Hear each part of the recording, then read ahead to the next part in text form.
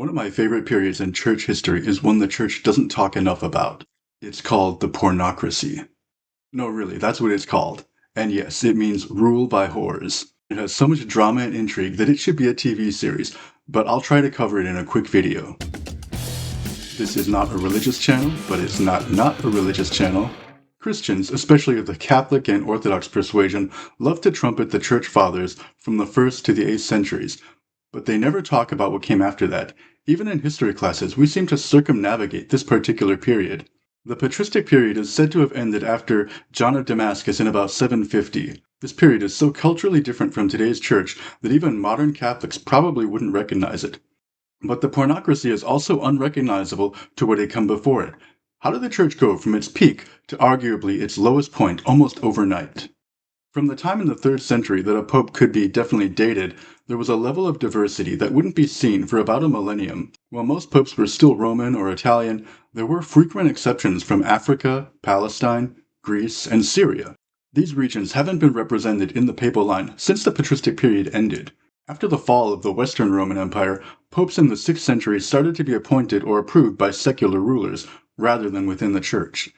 In 756, the creation of the Papal States made the Pope an absolute monarch of his own territory. After this, the popes were almost exclusively Italian for over 1,000 years. The most notable exceptions to this were the popes from France, but that's a topic for another video. The last 50 years are actually the longest period ever without an Italian pope. Rather than looking like a worldwide church, for most of its history the Roman Catholic Church has resembled a global business that only promotes from within its corporate headquarters. But as its earthly kingdom expanded, its influence was in decline and its corruption was on the rise. Reformer John Calvin would later call Gregory the Great the last good pope. Shortly after his reign, a new player appeared in the Arabian Peninsula in the form of the Prophet Muhammad. Islam consumed Africa and Asia, largely confining Christianity to Europe. The representation of Christianity in Africa was left mostly to the Coptic and Ethiopian Orthodox churches. Rumors of corruption were starting to surface and reveal internal strife and palace intrigue. Pope Eugene II was alleged to have fathered his successor, Pope Valentine. The patriarchs of Constantinople, then still a part of the Catholic Church, were routinely being deposed. There was chaos after the death of Pope Formosus, with a series of 7 successive popes and 1 anti-pope. The existence of anti-popes is an inconvenient foil to the Church's doctrine of apostolic succession. In this case, anti-pope Christopher was considered a legitimate pope until the 20th century. This is another example of what I call theological gerrymandering, where the Church sets parameters around doctrine long after those people were dead. The Church seems less like a guardian of tradition when anybody who thinks they're Orthodox today could be declared a heretic 1,000 years from now. It was this environment that set the stage for one of the Church's greatest scandals. The Pornocracy begins with 2 female aristocratic power brokers, Theodora and Marozia. This mother and daughter held sway over the papal selection, installing their lovers and descendants into the position. Historians will say that this is a 60-year period, but the repercussions last a lot longer than that. The family tree gets a little complicated.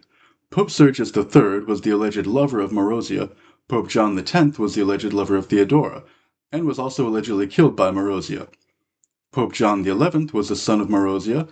Sergius III was possibly the father. In all, their family had a total of 8 popes in a century and a half. The last one, Pope Benedict IX, was pope 3 times. It would seem like the events that followed would have been a result of the Pornocracy, yet strangely they weren't. The Great Schism of 1054 that split Christianity into Western Catholicism and Eastern Orthodoxy was over the controversial addition of 1 word to the Nicene Creed. The Church's mandate of clerical celibacy was instituted to prevent priests from passing property to heirs. It was intended to maximize profit margins, not necessarily to prevent corruption. The Church always seems to be slow, if not outright resistant to reform. The one measure that seems to have been implemented for fraud prevention was the selection of popes by cardinals rather than rulers, but that didn't happen until nearly a century and 24 popes later. The Reformers later christened this period in history the Pornocracy, but while it may have been peak corruption, Protestants didn't have to beat it like a dead pope, because the Church's corruption never remains far in the past. The Catholic Church seems to perpetually invite scandal and corruption like an authoritarian loyalty test. The corruption isn't a bug, it's a feature.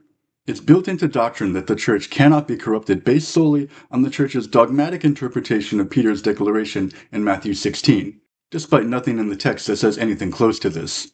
But because the church says that this means it can't be corrupted, they condemn or excommunicate anyone who dares point out the obvious corruption in front of them. And like a trained choir, the masses attack the church's critics to signal that they passed the loyalty test. It's like Catholics are asking a con artist if this is a scam and just taking the con man's word for it when he tells them it's not. This is an organization run by abusers to protect abusers, and by the time any meaningful reform actually catches up to the corruption, the abusers have already moved on to the next graft. You can only count on the church to do something about it when it's already too late. Some of the most evil men who ever lived have not just been able to thrive in the Catholic Church, they've been its leaders. The Church not only doesn't care, but they demand you accept that as part of apostolic succession. The Church still has no canonical procedure to try, judge, or convict a reigning pope, and a pope cannot be formally excommunicated by the Church. It's unbelievable that they won't even create a procedure just to give the appearance of accountability, even if they believe they would never have to use it. This undeniably empowers the Church to dish out harsher condemnation on its critics than its own leadership. You can't convince me that imbalance is not by design, but you could instantly change my mind if they had any accountability measures in place. This doctrinaire certainty that checks on power are unnecessary because the leader would never abuse their power set a horrible precedent for absolute monarchs for centuries. And it's no wonder that the cycle of abuse and corruption keeps on repeating. It won't end until the Church actually wants to do something about it. I'm pretty sure if the Church had actually come from God himself, it would have developed some kind of accountability in the last 2,000 years.